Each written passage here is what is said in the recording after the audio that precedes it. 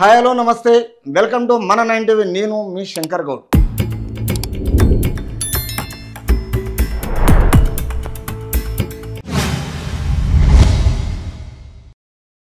ఈరోజు కొన్ని యూట్యూబ్ ఛానళ్ళు ఎంత అంటే గత ప్రభుత్వం బీఆర్ఎస్ ప్రభుత్వం పోయిన తర్వాత గిన వాళ్ళకు అహంకారంతో ఈరోజు అధికారంలో ఉన్నానికి వాళ్ళ చలామణి నడుపుకుస్తున్నారు.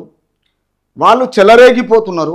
ఇక్కడ యూట్యూబ్ ఛానల్ ఉన్న వాళ్ళు ఏం చేస్తున్నారంటే పొద్దున్న లేస్తే ఒక మిర్రర్ ఛానల్ ఒకటి, వైఆర్టీవీ ఒకటి, న్యూస్ లైన్ అని ఒకటి, తర్వాత ఈ 5-6 ఛానళ్ళు పుట్టగొడుగు ఛానళ్ళు మొత్తం ఏం చేస్తున్నారంటే క్లియర్గా బీఆర్ఎస్కు ఫేవరబుల్గా చేస్తున్నారు. అంటే వీళ్ళు రాజకీయం చేయనీకే యూట్యూబ్ ఛానల్ మెయింటైన్ చేస్తున్నారా, లేకపోతే ప్రజలకు వాళ్ళ గొంతుకతో ప్రజలకు హెల్ప్ చేయడానికి వచ్చారా, ప్రజలకు సహకరించడానికి వచ్చారా, రాజకీయం చేయడానికి వచ్చారా, లేకపోతే తిరిగి ఈ బీఆర్ఎస్ ఎంగిల్ మెతుకులు తినడానికి వచ్చారా? ప్రజలే అడగాలేది, ప్రజలే తన్నాలే వీళ్ళని, అప్పుడు చక్కగా అయిపోతారు. ఎందుకంటే ఈరోజు 3 నెలలు కానీ కాంగ్రెస్ పార్టీ ప్రజలకు ప్రజాక్షేత్రంలో చాలా ప్రశాంతంగా ఉన్నది. ఈరోజు ఉచిత ప్రయాణం ఇచ్చేసింది, 200 యూనిట్లు ఇచ్చేసింది, తర్వాత తిరిగి ఆరోగ్యశ్రీ ఇచ్చేసింది.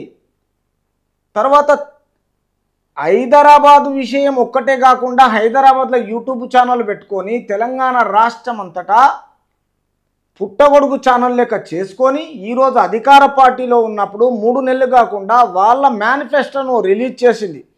రిలీజ్ చేసిన తర్వాత గిన పదే కేటీఆర్కు, కేసీఆర్కు, హరీష్ రావుకు మద్దతు తెలుపుతున్నారు వీళ్ళు.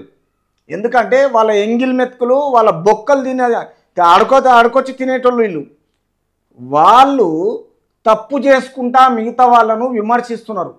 ఎందుకంటే కాంగ్రెస్ పార్టీలో మంచి ఎడ్యుకేటెడ్స్ ఉన్నారు. ఈరోజు 10 సంవత్సరాలు చేసిన పార్టీని ప్రజలు ఓటమి పాలైన తర్వాత తిరిగి వీళ్ళ విషయంలో వీళ్ళు చూడు ఎలా మాట్లాడుతున్నారో ఒకసారి మీకే మిత్రులారా, మొత్తము తెలంగాణ రాష్ట్ర ప్రజలందరికీ, అందరి తెలంగాణ రాష్ట్ర బిడ్డలకు మొత్తం ఒకసారి వివరించి మీ ముందుకు తెస్తున్నా.